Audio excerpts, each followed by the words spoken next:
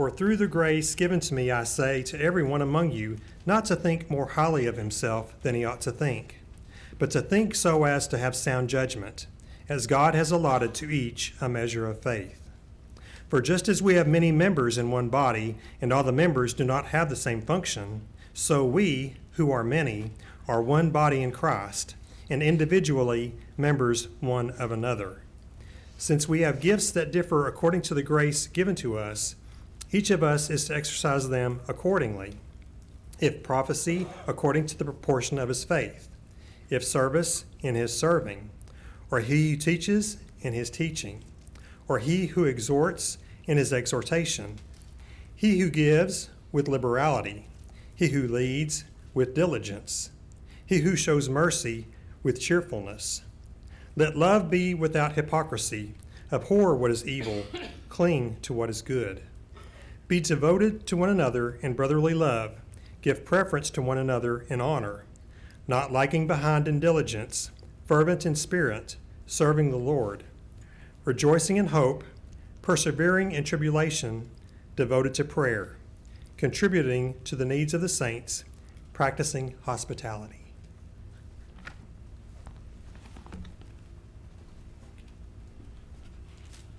Ask Johnny to stay up here for just a second and ask Harley to come up here.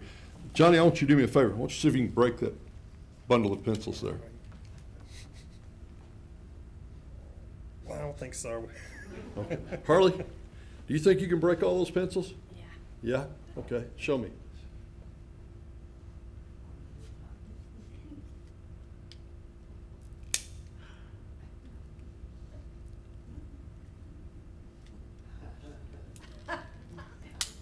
You know what? I believe she could break that whole bundle of pencils too, don't y'all? Thank you, dear. You can sit down now. Thank you very much. Thanks, Johnny. I told Harley she was going to get a chance to show Johnny up. She couldn't wait to do that. Oh, no, no, that's not true. That part's not. We're the body of Christ, or we're supposed to be. You ever broke a pencil before? It's kind of easy, but it's a lot harder when you get them all together like that in a group. It's just more difficult. But when it comes to strength and durability, those lessons go a whole lot deeper than just pencils. As a church, it's hard for Satan to overcome us. In fact, Jesus said, I will build my church and the gates of hell cannot prevail against it. But as an individual Christian, we're not as strong. I'm not going to break another pencil just to prove a point. You've already seen that. We need to understand that. We need to know that. In the modern world that we live in, we often lose sight of the need for one anotherness or togetherness, or however you want to say that. We prize and evaluate individualism in this country. And by the way, speaking of individualism, when I look and I see all of those folks missing from in front of it, I'm glad we've got KEY. I'm glad they're at Key. I'm glad Ethan is a big part of organizing Key and having Key there, and that these young people are getting their hearts closer to God. But I sure miss them. Don't y'all miss them? I miss my hugs, and I miss seeing my kiddos up here. But they'll be back. They'll be back, and we'll have that. But we all are individuals, and they are. That's what made me think of it. We're all a separate entity from one another. Everybody is separate. You rise and fall in this country based on your own aspirations and attributes, I guess, to some extent. And it's interesting to note, however, that this is a new philosophy in the world. This is the first country in the history of the world where you could actually rise to wherever you wanted to rise. Before, you were either born into a family that was of a noble character or a family that was of an ignoble character. And if you were not a noble, you could never become a noble. And if you were a noble, you could never lose that. You might lose your respect, but you would never lose that status, and you could never gain that status. We live in a country where we say we don't care what your status is. You can be whatever you're capable of being. And we see people that come from absolute poverty that become millionaires in this country. We've seen people who have risen up from broken homes and become president of the United States. We've seen people overcome all kinds of adversity and come into all kinds of success in the world we live in. because we celebrate this individualism. But for the rest of the world, it always has been, and it still is in most of the rest of the world, it's more of a community focus than an individual focus. What's for the good of the whole community is for me to think less of me and to think more about the community. And so that's kind of what they want there. And belonging to a group means that your identity is embedded in that group. You know, if you're one of the pink ladies, you're one of the pink ladies. You wore your jacket and you were just like all the rest of them. And if you knew one, you knew them all pretty well. They were still individuals, but they had a group that they were part of.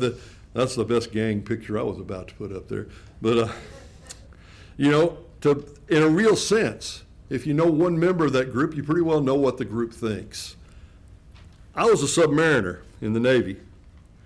We were the elite of the Navy in so many ways. We weren't the SEAL teams, and we didn't have very many high-profile missions.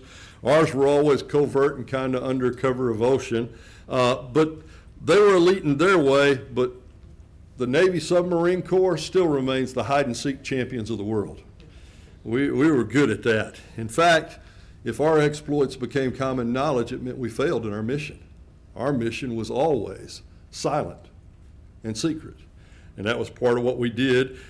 Unlike other ships, every single sailor on a submarine was able to operate every single system on the submarine.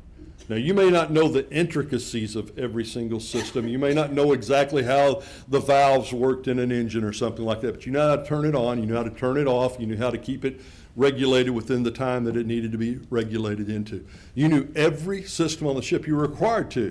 When you got that, you got your dolphins, and then you were proud to be a sailor who had earned his dolphins. And that was the rest of the Navy called us bubbleheads because we float to the top. But if you ever met one, we're all pretty much the same.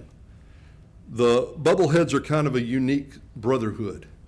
And when you meet one, well, we all recognize each other when we see each other. And it's kind of a cool thing. In the early church, they were focused on this togetherness too. We find this collective mentality present in Acts 2. It says they devoted themselves to the apostles' teaching, to fellowship, to the breaking of bread and to prayers, and all came on every soul. Many wonders and signs were being done through the apostles. All who believed were together and had all things in common. They were selling their possessions and belongings and distributing the proceeds to all as any had need. And day by day, attending the temple together and breaking bread in their homes, they received their food with glad and generous hearts, praising God and having favor with all the people. And the Lord added to their number daily, or day by day, those who were being saved. When we read this and we see this mentality here, they've got everything together. And notice their concern is for the group. Their concern is not as much for themselves as it is for the church itself. If you keep reading, you find out it means more than just the physical things. If you keep reading about this church in Acts, this early church, what you find out is it extends into the spiritual realm, because we see the story in Acts chapter 5 very early in the life of the church of Ananias and Sapphira, and their spiritual being was not well. And the result of that was that they were punished for that. But the church itself, the whole church, was involved in this whole process. There's been a lot of years passed since Acts chapter 2. Nearly 2,000 years later, we stand here now and we look around, and I think it's harder sometimes to understand in the world we live in this unity of spirit when we're constantly being shown how we've got to be individuals. I remember growing up, the old Arkansas Gazette-Democrat always had a color ad on the back. And on the back of the one section there, it was always on there, and there was all these different characters. And then there was always one shadow character with his jacket over his back. It was the Marlboro Man. Y'all remember that? You always you could identify the Marlboro Man because he was an individual in the midst of a crowd of people. We live in a country where we're taught to be individuals. And the result is, even when we come together as a church, a lot of times we want to maintain our individuality. We don't want to be part of just the group. We want to be individuals. It's almost like church is just another social club. Oh, we come together and we have some things in common, and we do some good works together, and we may have a meal together. We may do a great project together, but it's not really my life. It's just something I do. And sadly, that's the way it is oftentimes in the culture that we live in. And I'm not saying it's always wrong, but that's not what the church is meant to be. The church is meant to be a group of people characterized by the interdependence and connectivity of the unit, of the individual people therein. We need each other. We need each other. I don't know how many times I've heard the expression said, I don't know where I would be during this crisis or that crisis without my church family. I don't know how many times I've seen people on the outside say, how do you get through this? I say, well, my church family helps through this. I don't know where I would be if it wasn't for so many of y'all that brought food for my wife when she broke her foot. You know, I'm a pretty fair cook most of the time. I'm a pretty fair cook, and we would have gotten by, but it sure made it a whole lot easier on my life when y'all brought food by, and I appreciate that. And I know she does too, because I probably would have said, get off, we're tired of babying your foot. It's time to get up and cook for your husband. No, maybe not. Maybe I wouldn't do that. There are two very different ways that we're going to look at this morning to view the church, and that's all there is to the first view of the body is like this. One of the favorite things that Paul uses, one of his favorite illustrations for the church, is as a body. And maybe the most well-known, or one of the most well-known, is 1 Corinthians 12. It runs really parallel to the passage we read in Romans. There are varieties of gifts, but the same Spirit. There are varieties of service, but the same Lord. There are varieties of activities, but it's the same God who empowers them and everyone. To each is given the manifestation of the Spirit for the common good. So he says there's all kinds of different gifts, and he lists all these different kinds of gifts, and then he explains why not everybody has the same gift. He says, for the body does not consist of one member, but of many. If the foot should say, because I'm not a hand, I don't belong to the body, that would not make it any less a part of the body. And if the ear should say, because I'm not an eye, I do not belong to the body, that would not make it any less a part of the body.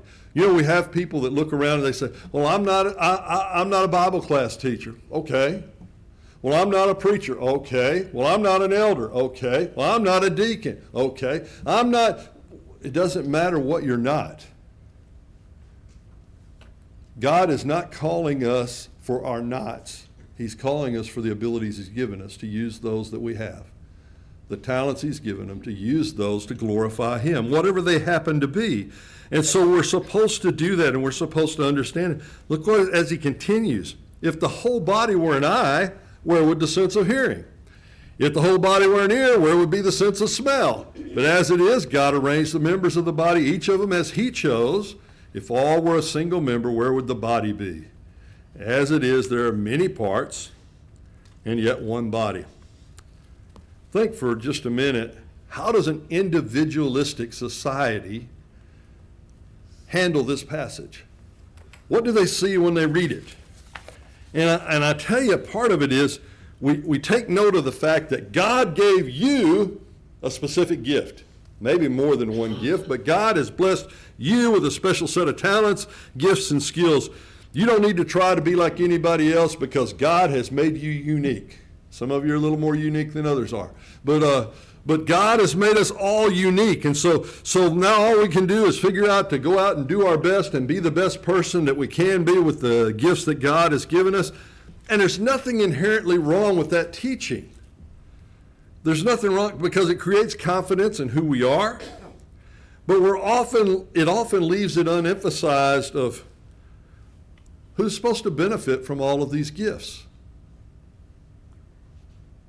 You see, if I've been given strength in my back and strength in my arms and the ability to build a house, who's supposed to benefit from that strength that I have?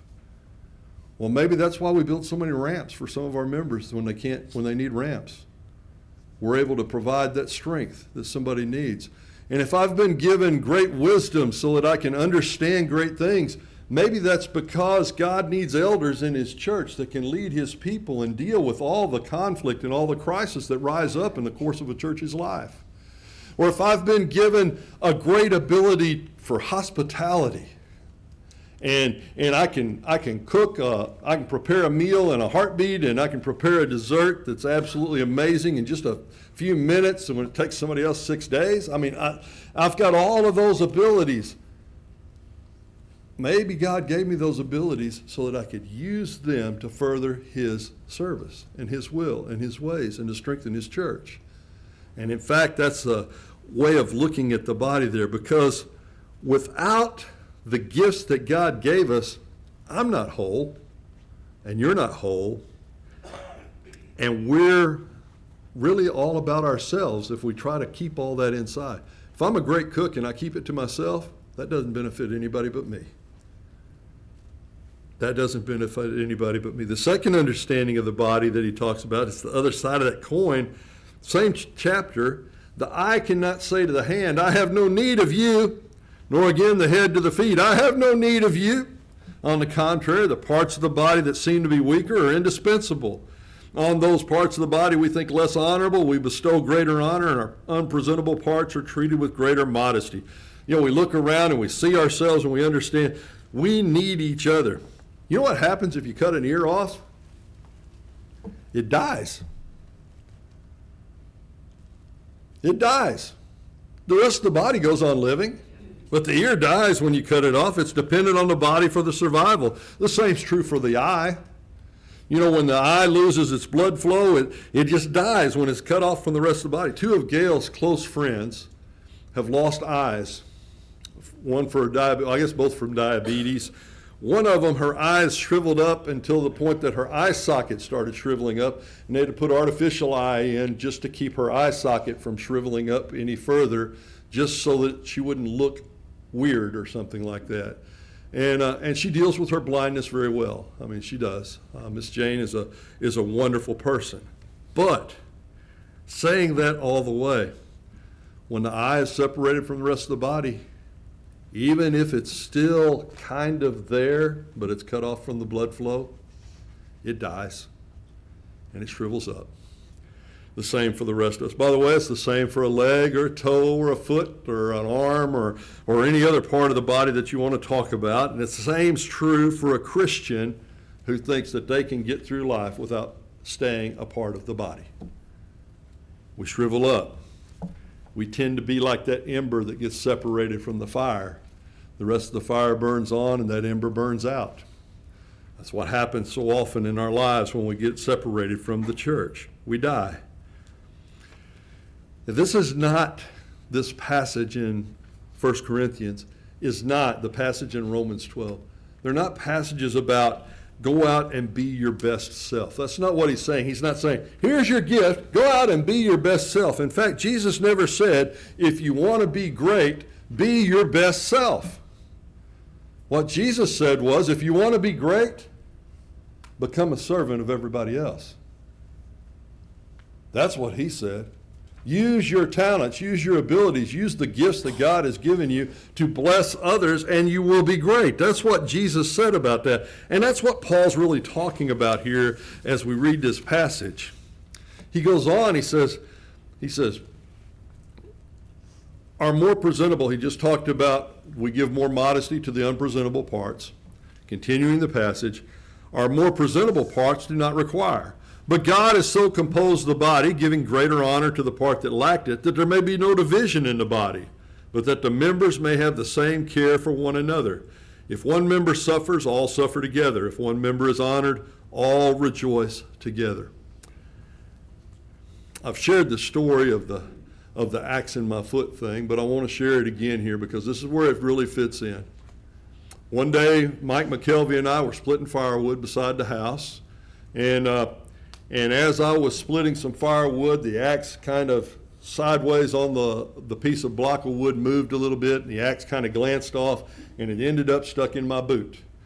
And I looked down, and there was red coming out of the top of my boot a little bit, and I realized that I was in pain. I think it happened in that order. I don't think I realized I was in pain until I looked down and saw the blood.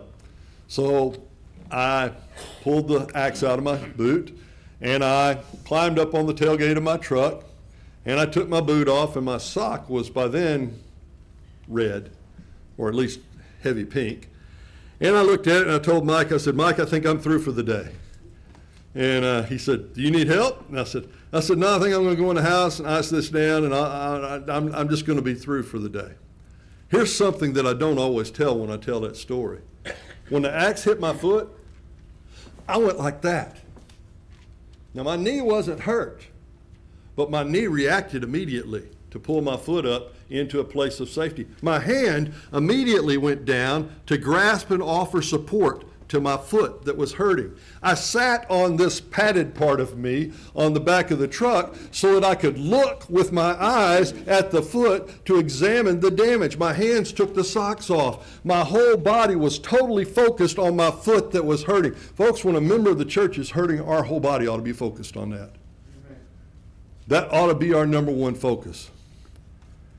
And when one of our members gets honored, that ought to be our whole focus. You ever notice when a girl gets engaged, how she walks? It's just like this. She walks like this. She wants everybody to know she's got a ring on that finger.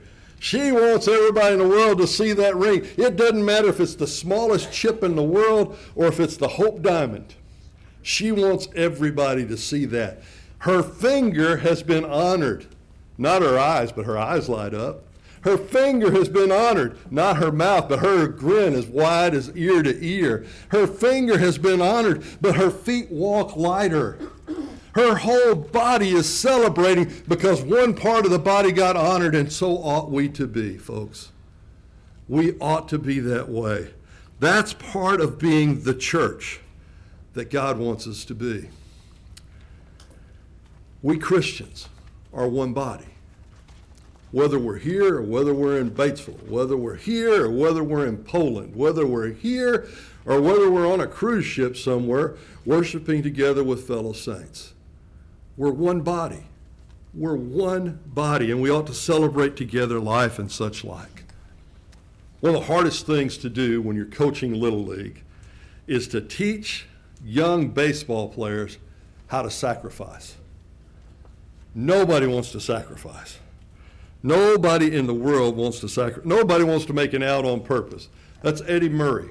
For y'all that don't know him, he was a great slugger for the Baltimore Orioles for many years. He was one of the most feared hitters in baseball. You know what else he is? He leads the major leagues. He has the record for the most sacrificed flies in the history of Major League Baseball. No telling how many games his team won because he was willing to make an out on purpose. But deliberately making an out is not cool, and it's not dramatic, and the chicks don't really notice that. And if you really think it's hard to teach them to sacrifice, try teaching them to bunt. I hate that I put that picture up there. That's for Trent and Bruce.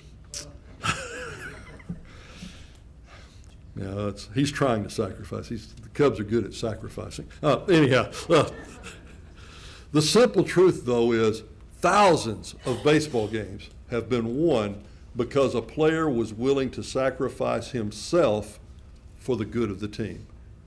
Thousands of games have been won that way. Thousands of football games have been won. Ask Cody back there.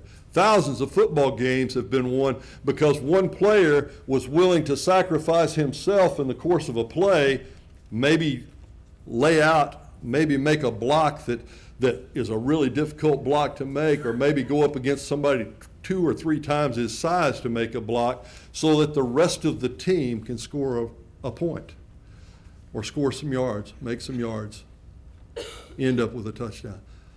We need that same ideology in the church. If we really are there when we hurt, if we really are there when we're being honored, if we really are there for each other, maybe we ought to look back to our Savior and realize that it all started with a sacrifice.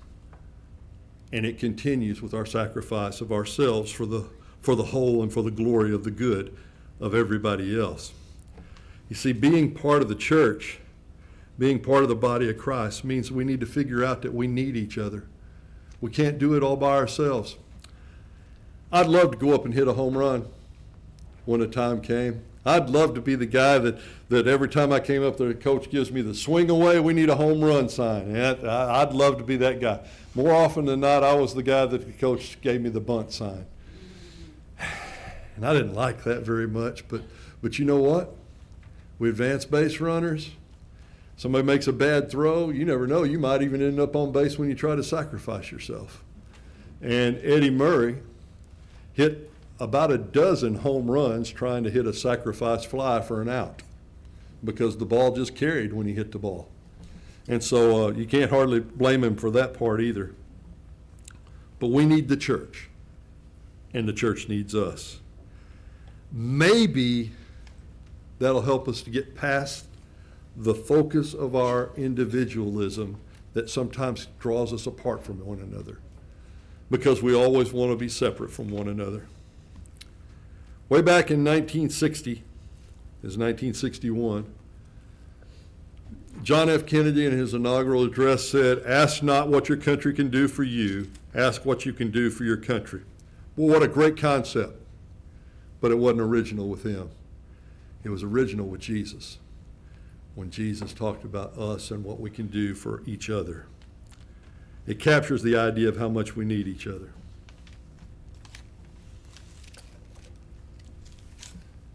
Jesus said, "Upon this rock I will build my church, and the gates of hell cannot prevail against it." But you know what? Peter warns us that as individuals, Satan is looking to see who he can snap in half. He's looking to see who he can devour. We need each other. We need each other desperately. Maybe today's the day that you need to come to Christ for the first time or for the next time. Maybe it's time for you to recommit yourself to the body. Maybe it's time that you look at yourself and say, hey, you know what? I haven't been what I ought to be for my brothers and sisters. I haven't been there when I need to be there. Maybe you're the one that needs to be comforted, or maybe you're the one that needs just a little bit of honor. Maybe today's the day you need to respond to the Lord's invitation. If you've never been baptized into Christ, maybe today's the day you need to become part of this body. If you need to come, won't you come while we stand and sing to encourage you?